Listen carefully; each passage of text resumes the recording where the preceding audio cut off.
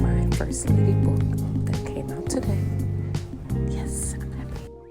You hear recently one of Hillary Clinton's former advisors is speculating that she could run again. Do you think she should? I think at this point everybody's qualified and everybody should run. I'm freaking done. Even Sasha. Free time, I think you do a great job. You're saying that because of what we currently have. What I am saying is that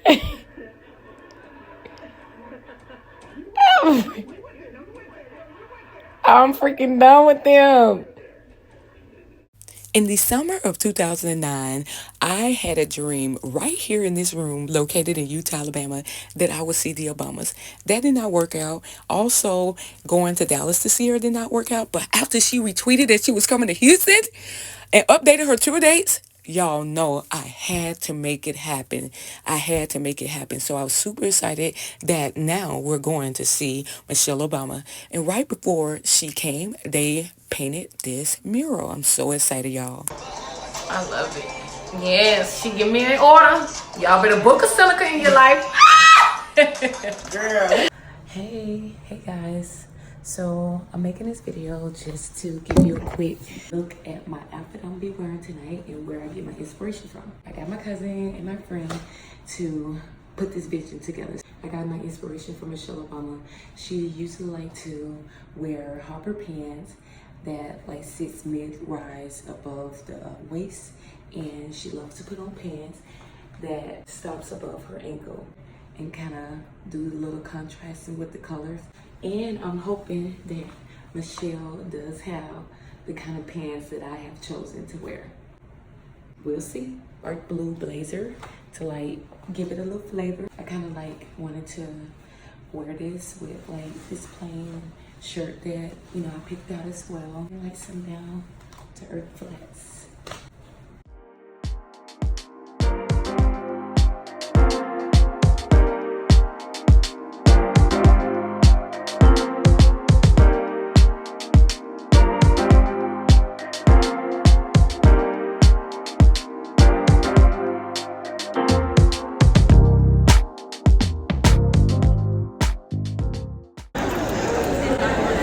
Child, a lot of people is here for Michelle. Oh, yes, baby.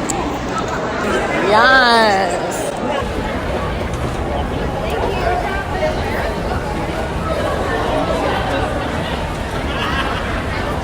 I made it. So stressful. I made it. So happy. I am in order. Shout out to Seneca and Frankie, my stylist, hairdresser. Yeah. Hey, Michelle!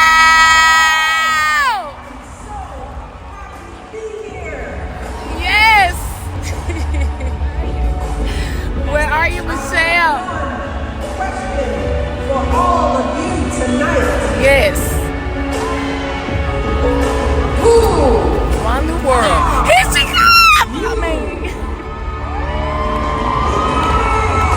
I'm becoming a graphic designer myself! OMG! I'm so happy. Hello, I'm Pastor Ricky Kohler. Oh. I am the wife of the amazing Apostle Ivy Hilliard. We've been That strong single woman that here to help single women here in Houston through heartbreak.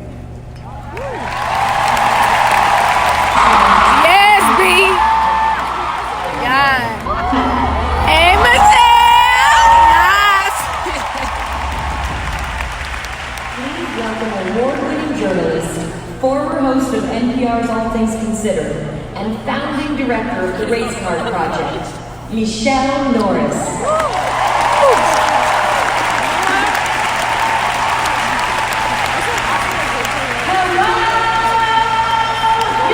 Hey, hey.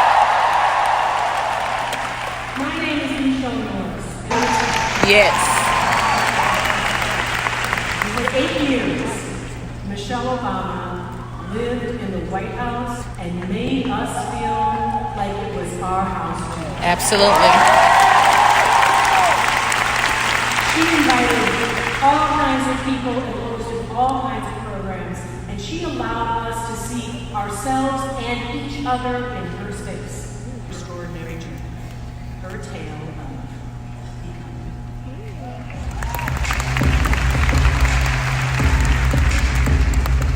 As I end my time in the White House,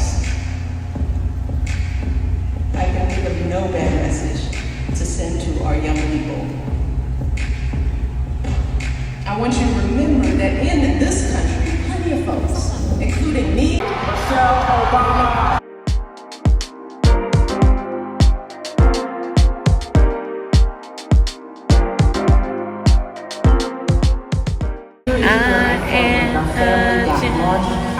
On Twitter, and we had results.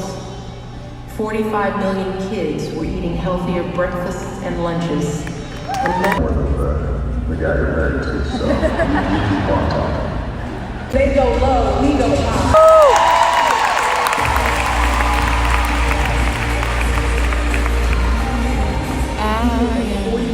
First family, and only the 11th family to spend 2 full terms in the White House. Yes. And it would always be the first black family. My favorite.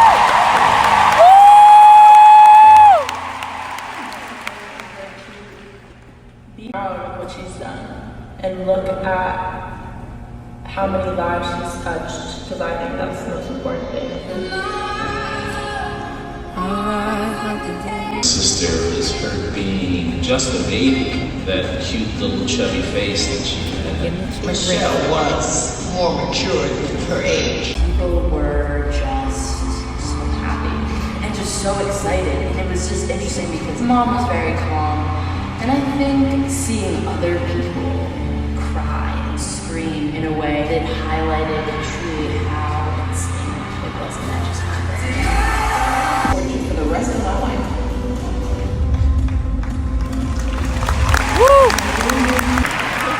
My friend and our forever first lady. Yes. Michelle Obama. Yes. Hey, Michelle. OMG. Woo. She's on fire. Oh my God. I can't believe I'm seeing you, Michelle. Yes, you brought us out here, Michelle. Welcome to Texas.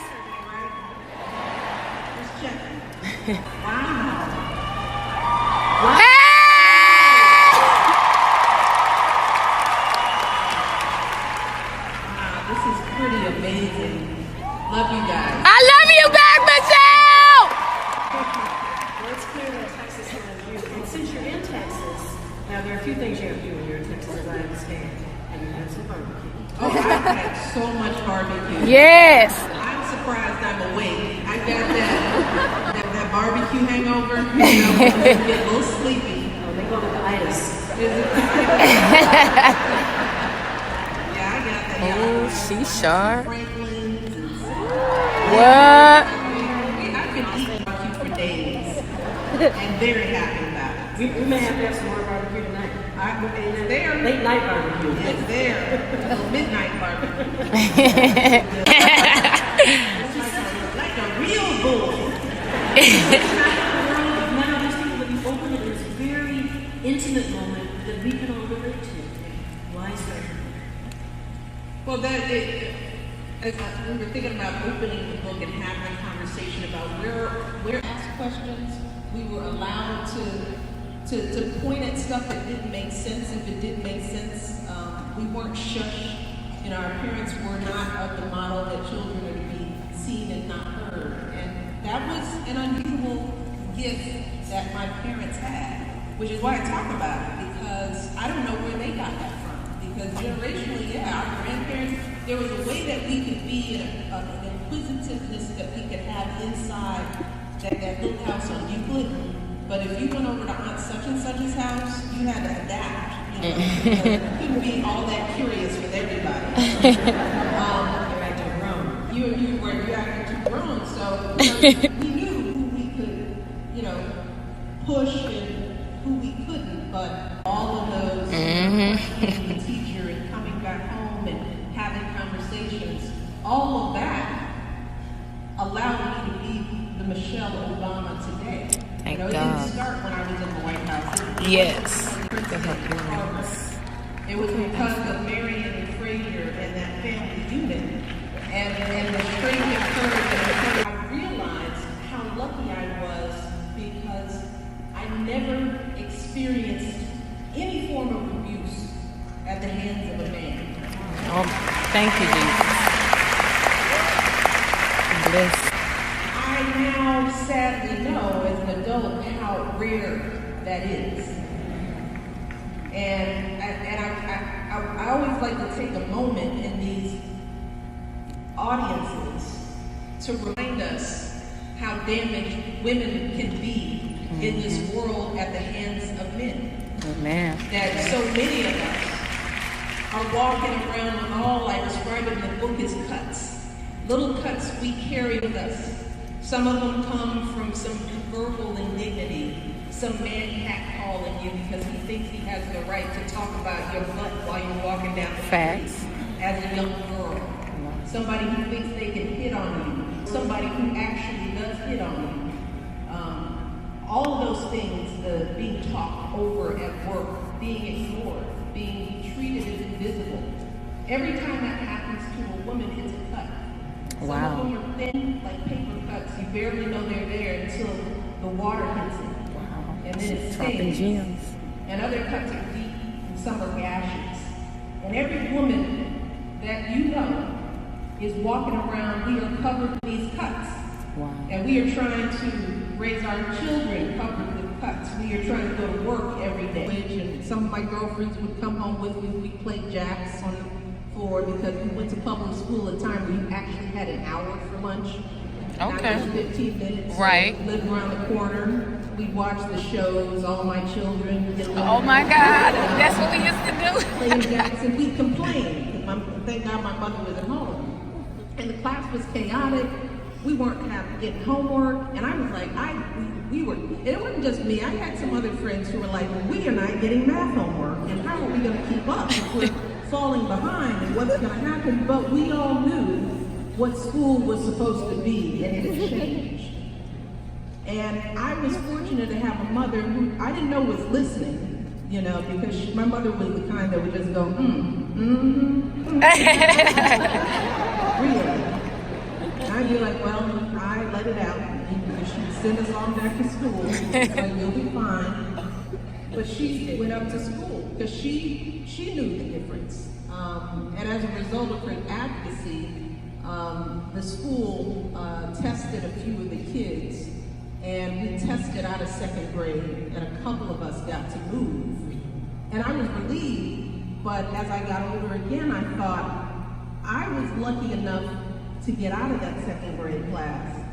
But what about the kids that didn't have the parent, that couldn't advocate? Yourself even at a young age, you gotta fight to get yourself out of that zone of not wanting to make waves or not wanting to open your mouth, because in this world, if you don't advocate for yourself, particularly kids of color, you can get left behind. Right. Nobody is checking for you. Right.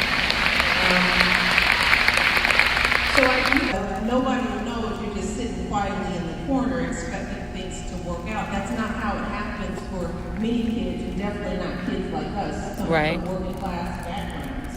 Help just doesn't show up. Absolutely. You gotta go find it, oftentimes. Facts. And so it continues. And that's one of the reasons why mentoring and working with young people is so important to me, because I knew that I wasn't special. I knew that there were kids that got left behind in a school, in a classroom with a teacher that didn't believe they were worthy of being taught. And that's happening in classrooms all over. And the kids that don't have advocates are stuck knowing that they're not being invested in. And that's when you start to doubt yourself. That's when the questions of, am I good enough? And is this all that I am? That starts creeping in and seeping into kids at an early age. You can't do that. That's not for you. You're not good enough for that. Wow. At the same time, there were many other people who were saying, yes, you are. But it's those little voices that stay with you. And they stay with me even today.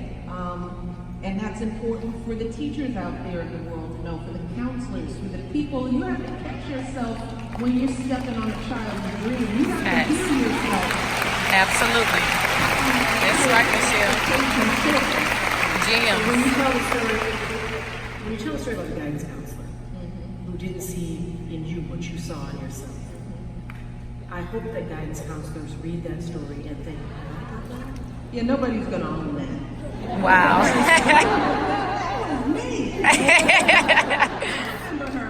But so many, the thing that's amazing about that story is how many people have had that same experience. We were in a room right before the book came out, and Michele gathered a group of some of the most influential Black female writers, academicians, you name it, because I wanted to get feedback.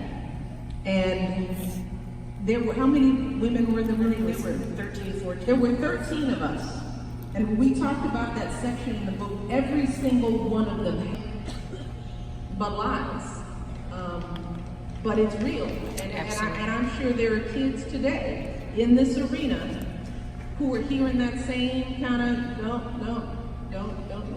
don't think too big for your britches. You know, stay in your place, stay small. Because that's where we want you to be. We want you to be small. But we have to listen to the other voices out there that tell us, no, be big. Absolutely. Yes. Come through, Michele. But you did not let that guidance counselor slow your roll. And when you went back to the school on a visit, I guess they were worried that you might ask about the guidance counselor. I didn't really. What? They were cool. Yeah, no hard feelings. It was an outstanding school. It's just that even in the best schools, there are people, you know, this is what we're taught about people of color, people who are different than the majority, I guess, is that somehow it's a shock that we can read, you know? That's why this whole notion, you know, in race, Barack is so articulate. It's like, well, yeah. Tell them. Duh. Yes. Still, many people don't expect much, and it's wrong. But, you know, it's no hard feelings. I get over it. Went to law school, and you describe yourself as someone who was a box checker.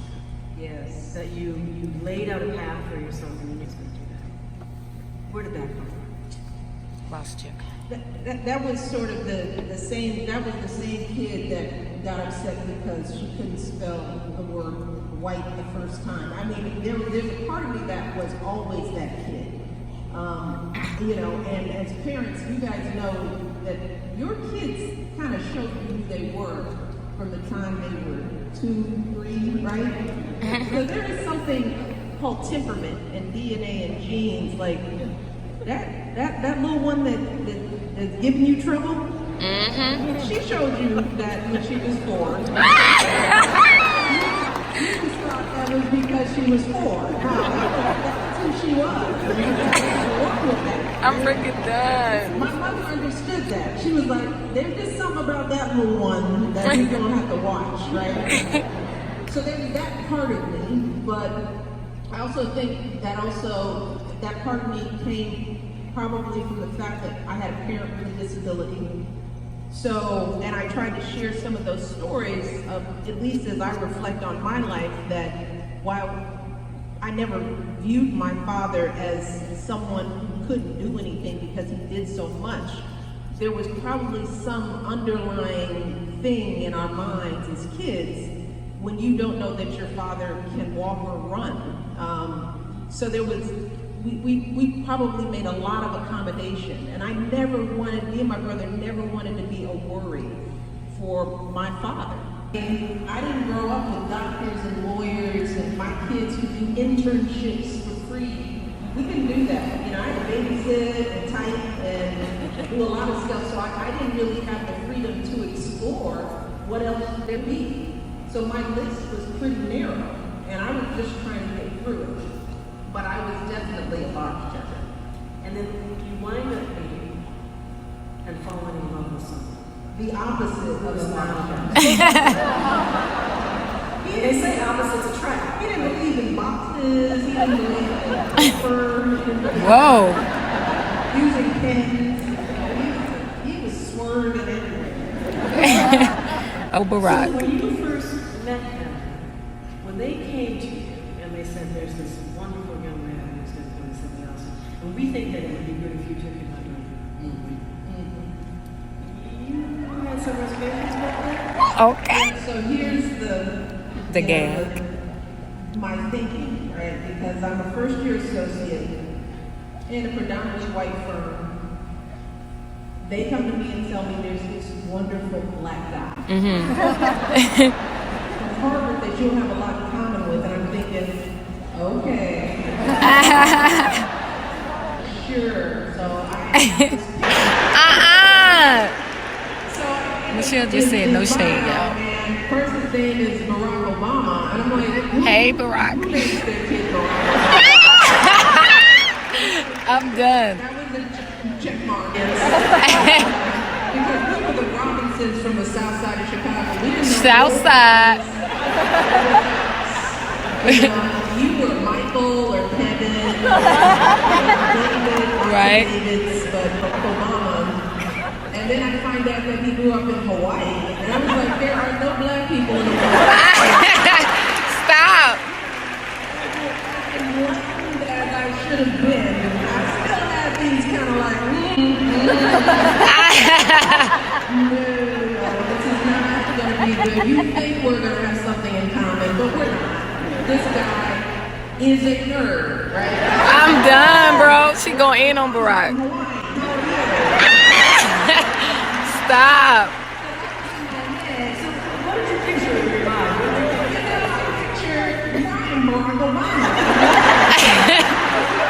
You can get the visual of what that Come on with the visuals, Michelle. picture that he had. It wasn't a good picture. It was all up close, and his ears were much bigger. Stop. I'm talking. Like Barack Obama. Yeah. No shade. First hit I got was I had to call him and introduce myself and kind of set up his first day. So I'm like, hello, it's Michelle. Whoa. Hello. Then he had this Barack Obama voice. And he literally was like, Stop. Yes. Come through, Michelle. Yes. so we talked, and so we set up the first day for him to show up at the office, and he was late, as you saw in the video, and I was like trifling. I'm done. So he's looking at a trifling brother. She going in on him, bro. He was late. I don't care how. We were not late. It was your first day at the office. You showed up on time. Yes. You know, and then I go out to greet him, and he stands up, and he is fine. Yes. Yes. Yes. Yes, Michelle. Give us all the tea. And I'm trying to be all like, I was like, oh. Yes. But I'm professional. And then the thing about it was that he still had that Barack Obama walk. So even though he wasn't hurried. I'm really sorry. She just too much. And What? he wasn't in a hurry. He wasn't like all flustered. He was just like, but I'm here. She is spilling the tea. So he definitely swag. Okay, swag Barack. Well, we didn't really work together. I mean, he was a summer associate, and my role wasn't supervising him. It was just kind of entertaining him. Okay. And then he got work from some of the partners. Yeah, well. Yes. Entertaining meaning. Okay, yes. Make sure he knows where the pencils are. That kind of entertaining. That's some interesting entertainment. We really didn't work together on, cases and things like that, but we became friends because I was drawn to him in that first, not as in a love interest way, but he, at our very first lunch, because I had to take him to lunch, it was a long lunch, and this was the other thing. He wasn't like, well, I'm not sure, and this is, those dudes. Right. And I had dated those dudes that just, what, you don't know what you want? I did too, Michelle. It's like, enough of that, right? Yes. But Rock stated, he's like, no, I like you. And Straight up. Straight up. We should Okay. like Michelle just said straight up right after. And I was like, but what about us working in the same firm? He was like, I don't care about that. He was like, look, if you want, he's like, I'll quit this job. I was Yes, like, I need a man like Barack. Yes. Right? I care about Michelle. Yes. That's some love right there. So, fellas, Tell him, Michelle. Yes. Or not at all. And for the ladies, He's so cute. make sure you got a man who's gonna come correct is important. Yes. How he came to me at the beginning of our relationship is how he's come to me throughout it. Barack always come correct with me. Yes. Even in the tough times. That brother has always had my back. And he's always Aww. respected me. Yes. He's always been my dear. Aww.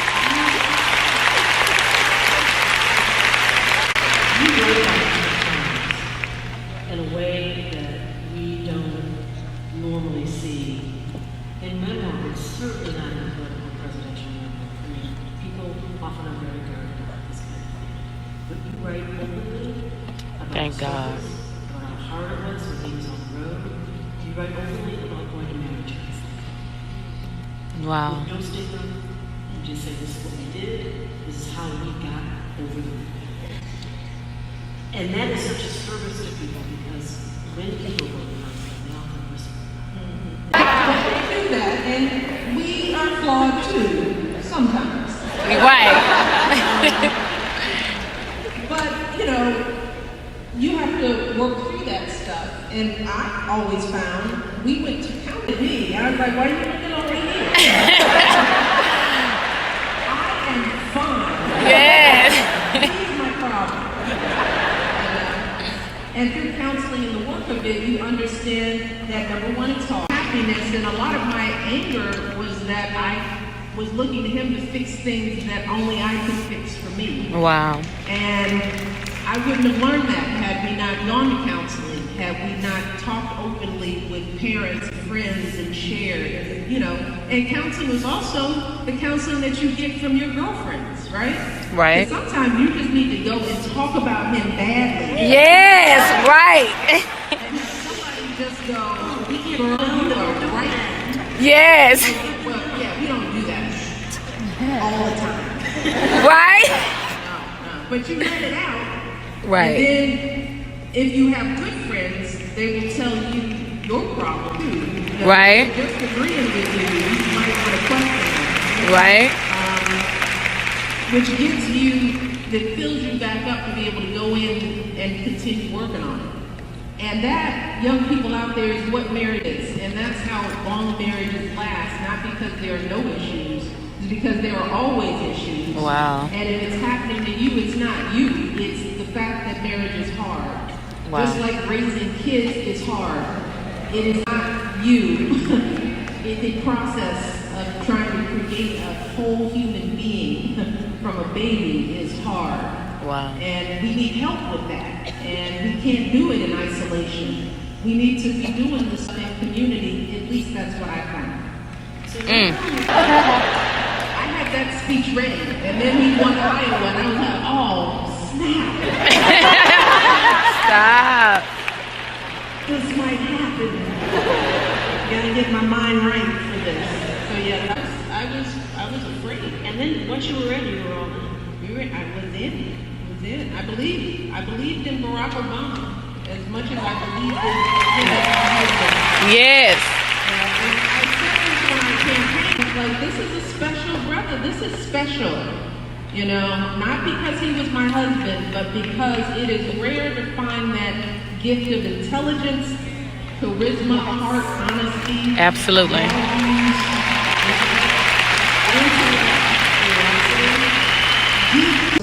It's like, you can't take off school every time something happens in this house because something is happening every day. You're going to school.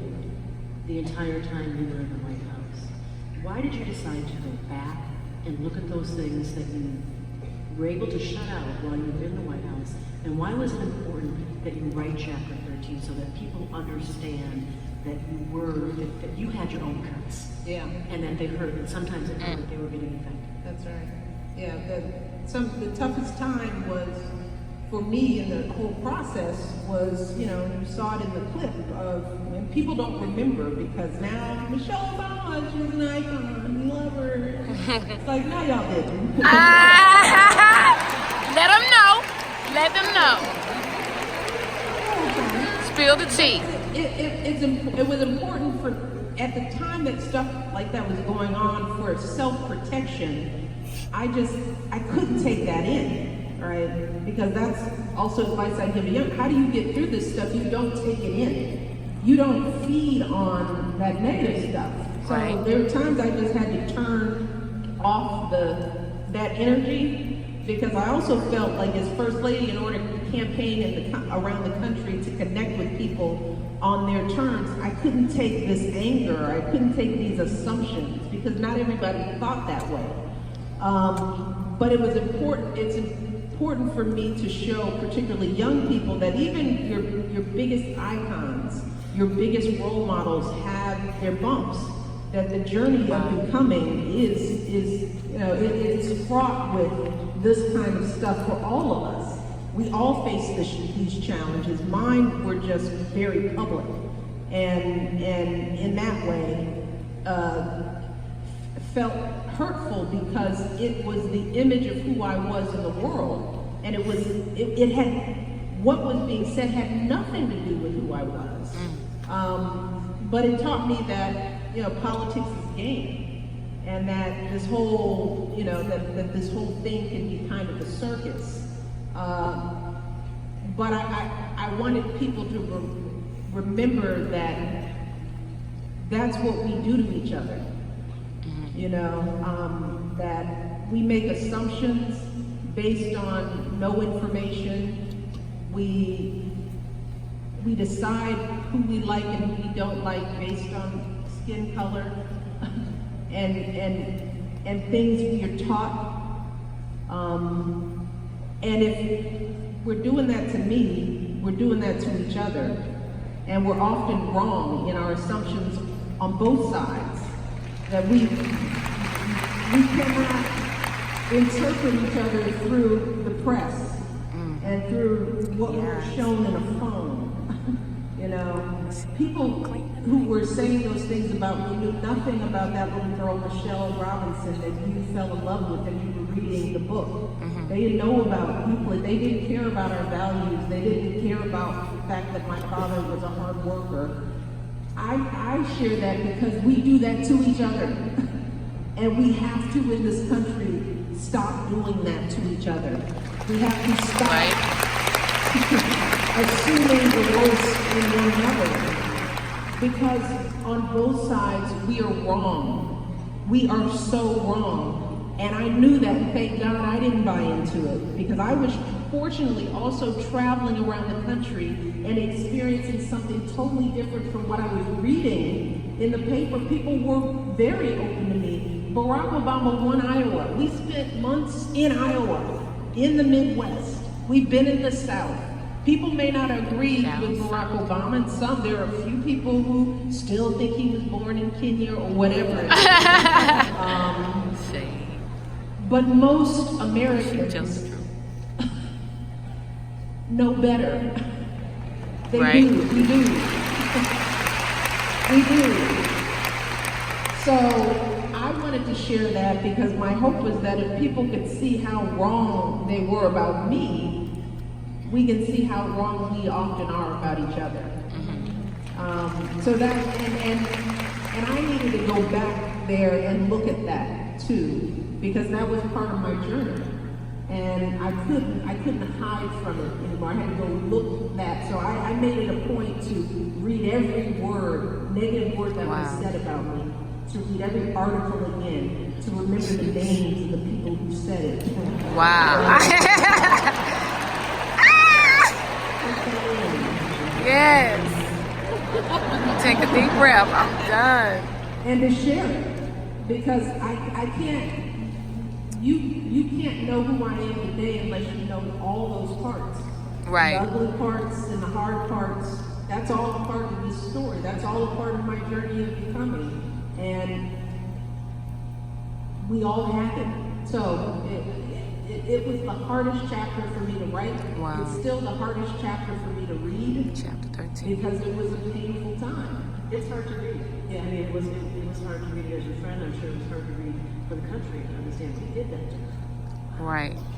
And one of the interesting things about your time as First Lady is you had an interesting milestone. You're the First Lady who lived under the glow of social media. Right. Or the glare, whatever you want to call it. And so some of these things that were said, they were viral.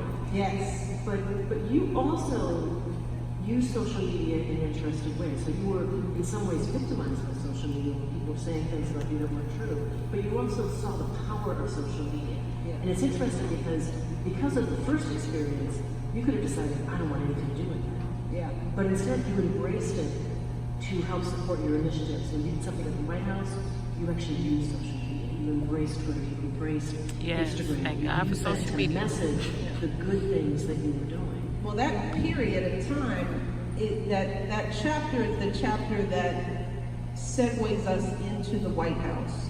Because if it weren't for those times, I was more ready to be First Lady because of what I went through. I knew that if I didn't control my own definition of myself and do it quickly, like I knew I wouldn't have time, that's why I write, I wouldn't have the grace of just sort of being presumed First Lady. I would have to go in and prove to America. Because yes, I'm a Black woman, but I'm still smart. I'm still strategic. I still work hard. Yes, definitely. All facts. I didn't have the luxury of assuming that I'd get the benefit of the doubt because I didn't get it throughout the entire campaign. People were very quick to assume that I was an angry shrew of a Black woman, and that was a wake-up call. So no, we had to move into the White House right away. I had to set up my initiatives right away. I had to set up my staff. I had to think strategically about what I would do and have real impact. And I think I had to understand how people were getting information. And like it or not, social media, Twitter. When we came in, when Barack was elected, there wasn't Twitter. Wow. Instagram was just becoming a thing. So that's, there has been no president before Barack that had to govern in a social media environment, which means that you have to be on it all the time because misinformation spreads like a virus. But you can also reach a lot of people, and particularly young people, if you're smart and strategic. But we didn't have time to just sort of mess around. We had to get in there, we had to get our stuff together, our family had to be in order, and we had to hit the ground running. And as a result of that learning, I was able to accomplish a lot because we just worked our butts off. We worked really hard for 8 years. Wow. We were really good job. with a very small staff. I mean, I launched 4 initiatives in 8 years, and I've had, 20-ish people, and that included the social office, which is responsible for all of the social activities, state dinners, that was under me. But that, I had 1 policy person, I had 1 scheduler, I had, so you don't get a lot because the first lady isn't a paid position. It comes with no authority, no budget. So everything we had to do it by leveraging resources and using the bully pulpit and the platform to draw attention to the issues that matter. But that meant that we were working around the clock. That meant that oftentimes my day would include everything from doing jumping jacks, to giving a compassionate speech, to going to Walter Reed, to getting ready to travel abroad. I mean, a day was full for me in order to get all that done with the staff that we had. But it was because of social media, and learning how to make that a useful tool and not an enemy. It allowed us to reach millions of young people, Right. And parents and mothers and military spouses. So it, we turned what was a problem into a benefit for us over the course of our time in the White House. Yes. Did you choose to focus on children in part because of your Chicago roots? Absolutely. And also for me, I love kids. I mean, it's, I would tell my staff whenever I was having a hard week, I'd just like, get me with some kids, because I just need it right now. For me, kids are our hope. Absolutely. Because they all come here so pure and so clear and clean. And they all want the same thing. They just want somebody to love them and Right. believe in them. They don't need much. They just need a little care and a little quality. Absolutely. And some kindness and a chance. And the fact that we failed so many of them, it's heartbreaking. So yeah, kids mean everything to me. Because they oftentimes can still be helped. They aren't jaded and stagnant. They aren't drowning in isms. They can still see the truth and the light right there before you, before the world messes them up. And I always think when I'm interacting with a kid that this one interaction could change their lives. And we've had so many of those with kids. Barack and I met with a group of Native American kids, and when we work with kids, one of the things we always tried to do, especially when we went to a place and met with kids, you could tell that they didn't believe it was real that we were there. Because Right. this is how kids think. Kids think, yeah, the president's here, but I'll see him once or twice. This doesn't mean anything. So we always knew that if we wanted to have an impact, we needed to touch them a few times. So there was a group of Native American kids. We met them on the reservation. They told us some heartbreaking stories of the abuse, the neglect, the alcoholism, the ripping apart of their culture and how it impacted them. And these were all leaders still trying to make it happen. And each and every one of them, we cried through the whole visit. Well, we left there saying we got to get those kids to the White House, because you can't just fly in and have an impact, even when you're the president. So we got some sponsors. They flew those same kids out to the White House, where they spent a day at the White House with us. And Barack and I took them to lunch to get some pizza in the motorcade. And we just hung out. I think there was a picture of us just sitting there having pizza in one of our favorite pizza places, just shooting the crap with them and asking about life. And then we drove back, and as we were leaving them, Barack had to go to the Oval and I was going to another meeting. We hugged them goodbye. One girl ran up and she said to Barack, "This visit saved my life." Aww. She said it saved her life.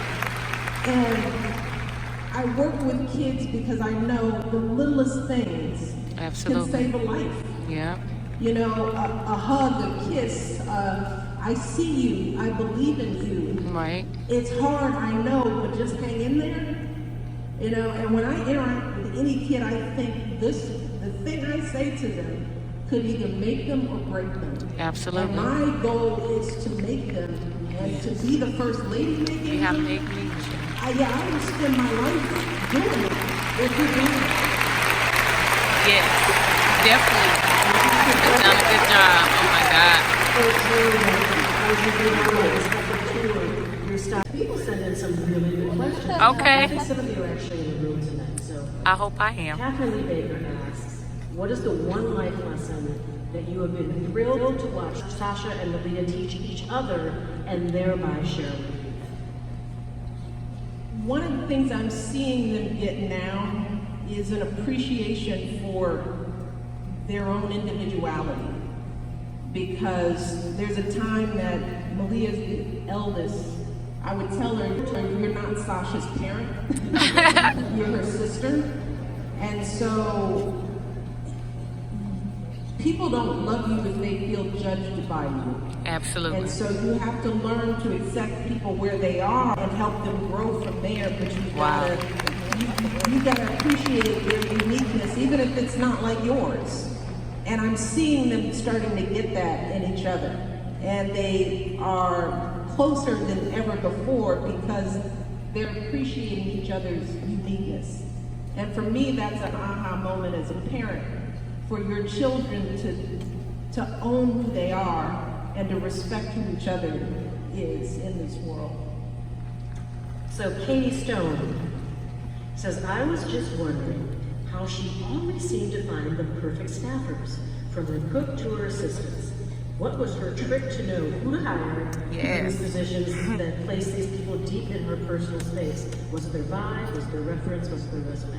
Yeah, this is one of my staff who snuck that in. It's like, which staff member put that in and pretended to be on social media?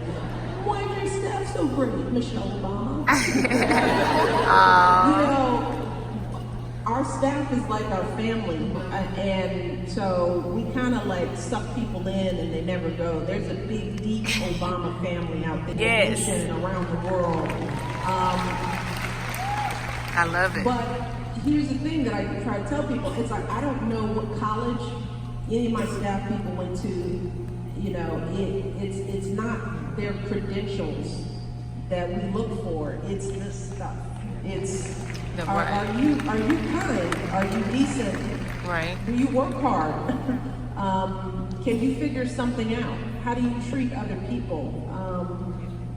We expect people in our orbit to operate the way we operate in the world. It's like you can't represent us if you're treating people like crap. Right. You know, you can't lead with leanness. You have to lead with kindness. And not everybody's perfect. There are times when things get tense. But we've had the beauty of working with a lot of young people in the White House. You know, a lot of our staff, they were 20, 30 years old. These are kids. Like, you know, tell them, ma'am, no, you're gonna be sitting here. You're a child.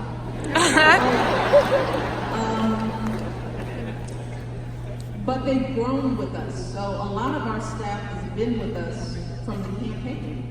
And you see how people work in the world when they're working under high pressure situations. And that's what we judge them on. I don't care what school you went to. I really don't care what your degree is. Wow. Because how you operate in the world is really telling you who you really are. Right. I like that Katie asked that question. Yeah, that was a good question. If you are in a position to be hiring people, it's worth studying the Obama White House and your staff in particular, because you hired social secretaries who did not fit the traditional mold.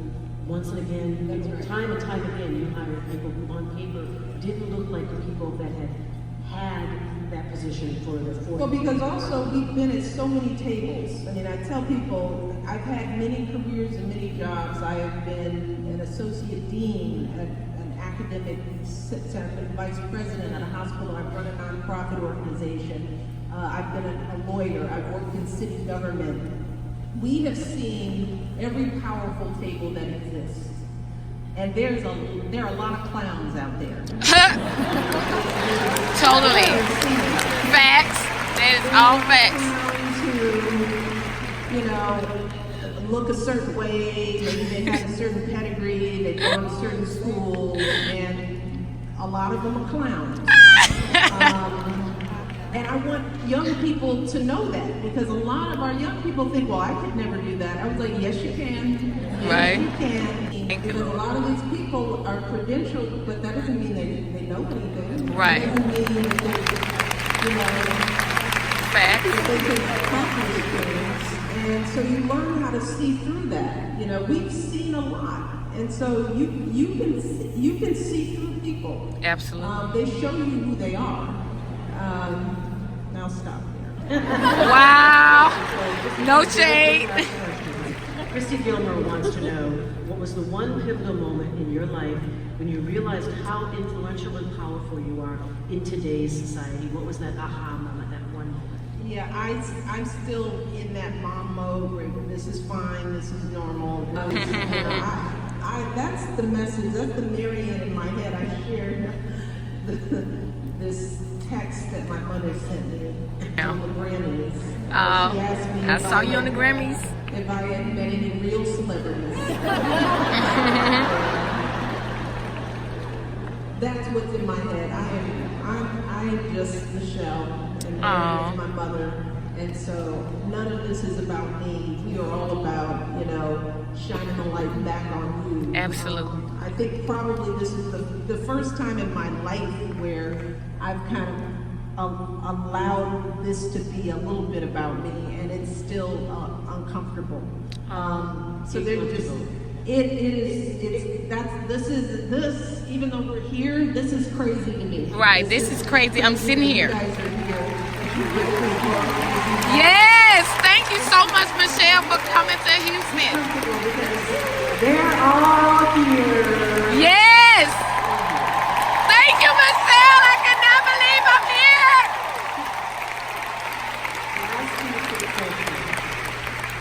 Cal sent a question that was actually from his two daughters. They want to know, how much do you miss Bo and Sonny when you're away, and who takes care of them when you're at home? Oh, I miss them so much. I have to make sure that I see Barack first before I see them. I'm like, oh, my babies, and Sonny cries when I come back home. I miss him a lot, but we have a lot of people who take care of them. I mean, there are people from the White House who are like, can we have Bo and Sonny? You know, they have their own play dates. They have people who love them dearly. So they are never alone. So they're good, yeah. Joseph Kirkland, who I believe is in the audience somewhere, wants to know. And thank you for the restaurant recommendation also. Joseph wants to know, what do you want, hope, work for your legacy to be? Wow. Legacy. You know, That's the it deep goes question. back to what I was saying about kids. I want all of our kids to live in a country where there's possibility for them. Right. And that they aren't limited by their race or their origin, where we treat all our kids like they're ours. And we're willing to make sacrifices. For me, I think there is nothing more important in the world that I have done or will do than to raise my children. I just, this is just me, I think having a career is important, but I think, and we were talking about this too, I think raising whole people, God, that's the most important thing. And if we all got that right, Right. If we just didn't have kids just because we wanted kids, which to me is the wrong reason to have kids, because they aren't ours to own. But if we have kids because we're ready to do the hard work of building people, so that means you gotta be focused. You gotta have a strategy for them. You gotta be ready to duck and move and dodge when they're changing and tripping, because they become a bunch of everything. So you gotta be like, well, who are you today? I deal with this, and how do I make sure that you're curious but not a jerk? How do I make sure that you're smart but not overly neurotic? I mean, it's such hard work. I hope my legacy is that I put 2 more whole people in the world ready to contribute. And the work that I do outside of doing that is helping in some way, shape, or form, helping some other young people feel good about themselves, to feel whole, to feel worthy, to feel loved, so that they have something to work with. And then that we are all working to create a world that's worthy of that hope that we instill in them. That's what I hope this book does. Right. You know, by taking people on this journey of my story and all the little bit of it, because the truth is, for me, the 8 years in the White House is the least of the journey. That is not the most interesting part of my life. Wow. It's all those little things. It was that little house on Euclid Avenue. It was the music in our life. It was my father's values. It was the deuce and the quarter. It was the fight that I had with Lee. It was, she's nasty, y'all. Teacher. All those little components of our journeys are what makes us who we are. They are all valuable, you know, and that's what connects us. Because let me tell you, I've got people all over the world connecting with this. And it's not just because it's me, it's because these stories are our stories. And if we can tap into them and believe in the value of them, and then share them with other people, then we'll actually know each other. Right. You know, we won't just know our stats and our skin color. This means nothing. It tells us nothing about each other. Right. Our political affiliations really don't tell us anything about each other, really. You know, it's like, what do we eat? You know, how do we celebrate with our families? You know, how do we get nurtured? And we connect on that level. But if you don't value your own story first, you never want to share it. So I want everybody to do this for themselves. I had the luxury, because I was First Lady, you're supposed to write a book. When is it due? Okay, here it is. I finished it. That's part of it. Wow. But this also gave me a year to reflect on my life in a deep, deep way. It was like, how did I get here? How did I get here? Right. And if everyone can do some of that work, how did you get here? How did we get here? Because it helps me figure out where I'm going, because I really understand how I got here. And all of our stories are special.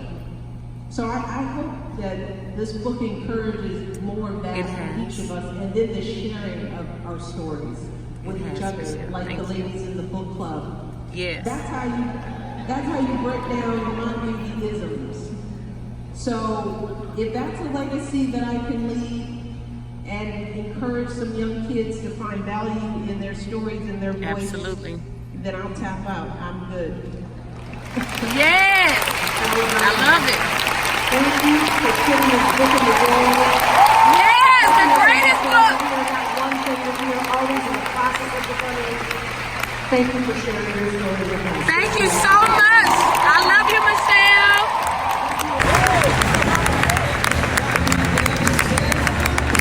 Oh. Ooh, baby. Here I am.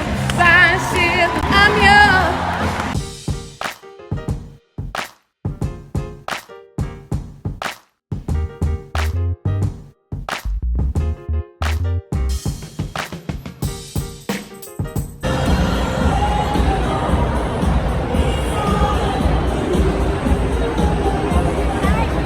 She got Dana Ross in the speakers tonight. I got to let it show. Yes, did you enjoy our queen? Oh my God, that stage stage right there, Michelle Obama just left off of. I cannot believe I was in order in the same arena as Michelle Obama. It's been 11 long years before we got here together. But I'm here and I'm grateful. It really was a good time. I cannot believe it. I love you, Michelle, and have a safe trip. Thank you for coming to Houston. Y'all, I'm gonna tell y'all right now, Michelle Obama brought Houston together with all the gyms, all the tea, all, you know, shade, but she said no shade. Literally, that's what she said. But y'all, I was here for it, and I was in order. I see a lot of beautiful black women in here. There's some women power right here. I mean, all over the place is beautiful women. Beautiful black women. Yes. Michelle had us in order. A lot of people in line to get something to take home. I kind of like wanted to wear this to like give it that look, that Michelle Obama look, because I was going to see her at the Toyota Center, and it was about her book, Becoming. I was in order because she kind of had the same vibe that I was thinking she was gonna have, so I wanted to match that look as much as I can, you know. So here it is.